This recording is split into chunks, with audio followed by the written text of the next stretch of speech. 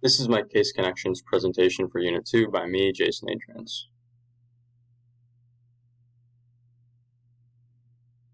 This is Case 2, the first one of the 4 cases that I'm addressing.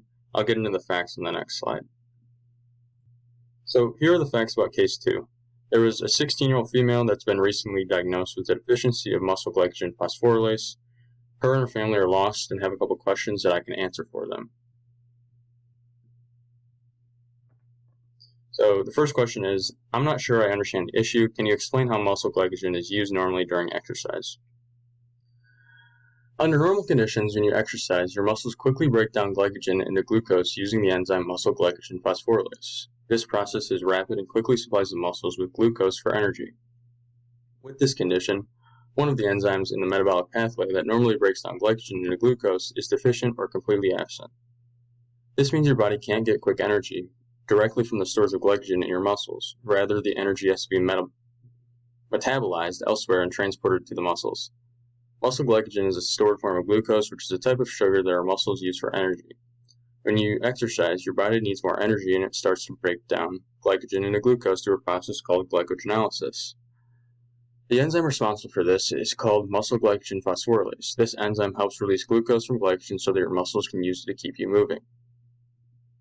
The next question is, I really like to take long walks. Will I still be able to do this with my friends? The short answer is yes, but to break it down even further, even with a deficiency in muscle glycogen phosphorylase, you should still be able to take long walks. This condition mainly affects high-intensity activities where your muscles need quick bursts of energy.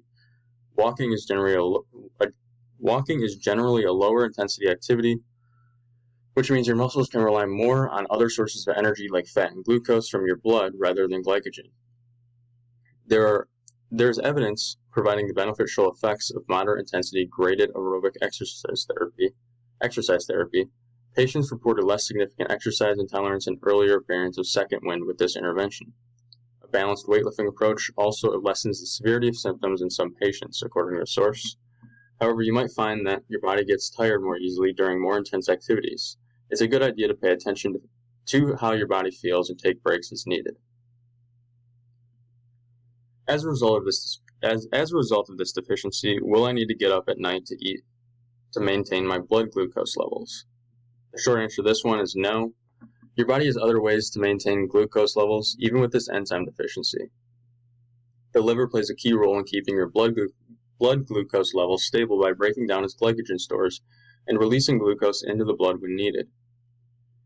This process isn't directly affected by your muscle enzyme deficiency, so you shouldn't need to get up at night to eat to maintain your blood glucose levels.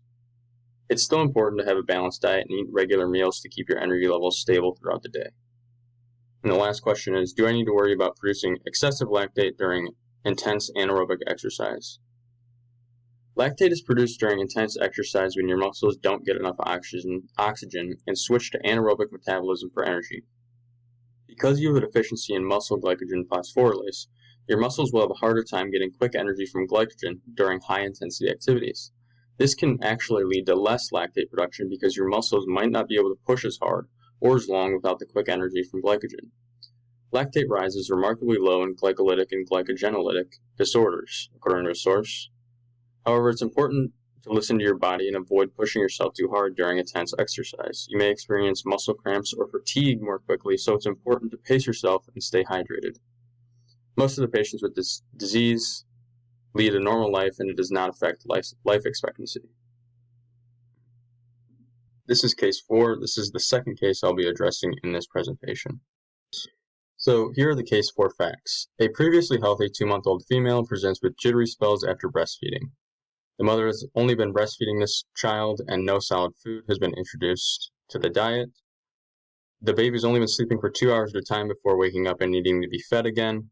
And an epinephrine challenge test was administered, and no increase in blood glucose was noted, but an increase in blood lactate was noted.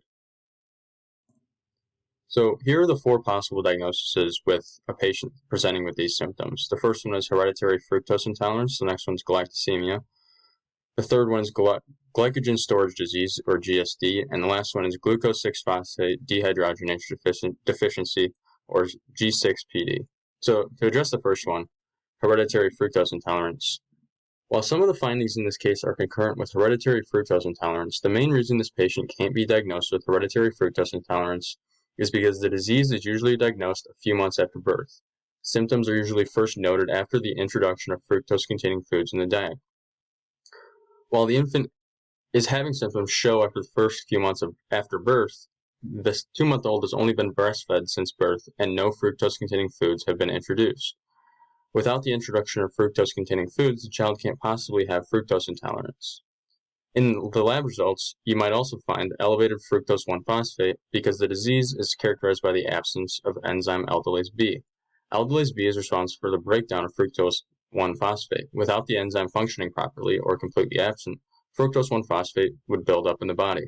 With this information, hereditary fructose intolerance can be ruled out. The next one is galactosemia. Galactosemia is a metabolic disorder caused by a deficiency in one of the enzymes needed to convert galactose to glucose. The most common form is due to a deficiency in the enzyme galactose 1-phosphate uridyl transferase, or GALT. This enzyme is responsible for breaking down galactose 1-phosphate, and in the lab findings we would have seen elevated galactose. Also, because lactose breaks down into glucose and galactose fairly quickly, symptoms will present and worsen much sooner than a few hours after breastfeeding. The last reason it can't be galactosemia is because symptoms would present from the moment of birth. The mother said the child was previously healthy and symptoms started at 2 months. Virtually 100% of infants with classic galactosemia or clinical variant galactosemia can be detected in newborn screening programs that include testing for galactosemia in their panel, according to a source. According to another source, if a lactose-restricted diet is provided during the first 10 days of life, the neonatal signs usually quickly resolve and the complications of liver failure, sepsis, and neonatal death are prevented. However, despite adequate treatment from an early age, children with classic galactosemia remain at an increased risk for developmental delays, speech problems, and abnormalities of motor function. This proved symptoms would have been presented from day 1 of the child's life rather than 2 months down the road. Ultimately, it can't be galactosemia. Based on my research, this patient likely has glycogen storage disease. One sign is untreated infants present at age 3 to 4 months with hepatomegaly and severe hypoglycemia with or without seizures. This seems to be concurrent with the patient, but she presented slightly earlier than the listed 3 to 4 months. The jittery spells described might be mild seizures, which also would be concurrent with GSD. Another way to test for GSD is the glucagon or epinephrine challenge test. Administration of glucagon or epinephrine causes little or no increase in blood glucose concentration, but both increase serum lactate concentration significantly, according to a source. This is exactly what happened in the patient when epinephrine was administered. There was no increase in blood glucose, and blood lactate concentrations increased. Based on the signs and symptoms, I can reasonably presume that this patient has glycogen storage disease. The last one is glucose 6-phosphate dehydrogenase deficiency, or G6PD. Last but not least, glucose 6-phosphate dehydrogenase deficiency. This patient can't have G6PD for a multitude of reasons. First, G6PD doesn't typically cause hypoglycemia or hepatomegaly, both of which are key factors in this patient's case. Second, the more common symptoms of G6PD are jaundice and hemolysis. In newborns, jaundice is assessed by examining the skin for a yellow appearance in a well-lit room. More objective measurements, including obtaining total serum bilirubin or transcutaneous bilirubin, according to a source. These are the more common tests for G6PD, of which the patient is showing no signs or symptoms. As a result, this patient can be ruled out from having G6PD. Thank you for listening.